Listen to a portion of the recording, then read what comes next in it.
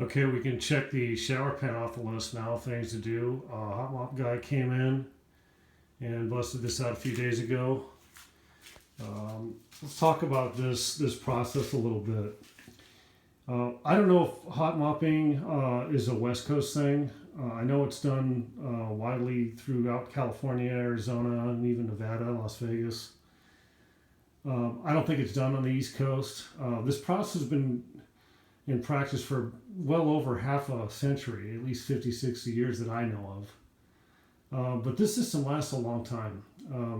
The paper used, there's a total of 4 layers of this 30-pound perforated roofing paper in the field area, and then in the seams there's probably 6 layers. But the way he does this, and this guy from SoCal Shower Pans does a great job. His name is Mike. It's just, look how tight the seams are. I mean, everything is clean and it's just molded. He pre-slopes first, and that's per code. And frankly, I don't think that's necessary to pre-slope a shower pan, but whatever. But what he does is he provides reinforcement fiberglass taping at all the seams. So at every corner, every 90 degree, all the way around this pan, on the bench and all the way around the curb, he uses the fiberglass mesh tape, much like the same type tape we use for drywall. The self-adhesive kind, he has it in a 4-inch roll, and that's what he does. He molds that stuff in throughout the process to give those corners reinforcement. You see, he kind of notched out my drywall there, so everything is waterproof leading down until the top of all the way to the top of the curb.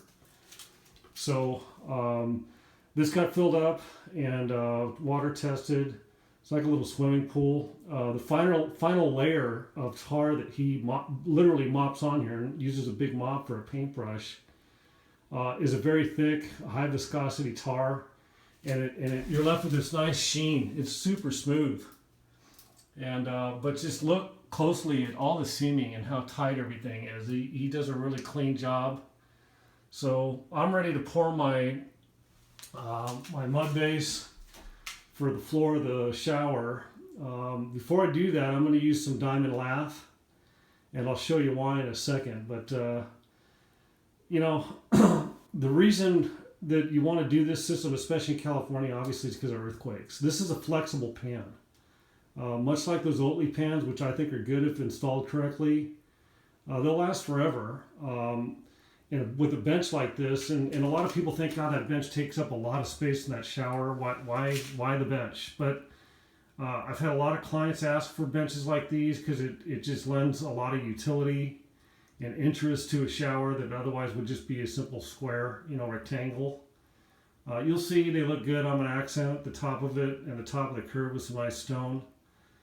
And then do the field in some really nice porcelain, and the floor is going to go in some leftover 2x2 marble that I have. But anyway, all the blocking, all my framing, it's all shot in with coated sinkers, 16 penny nails. I don't screw anything in. It's all properly framed.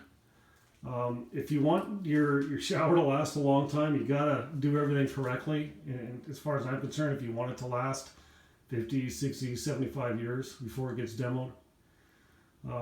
So this is the beginning of the process. So we're gonna jump into setting our mud base, and next segment we're gonna show you what I do with this diamond lath to reinforce the interior of the curb.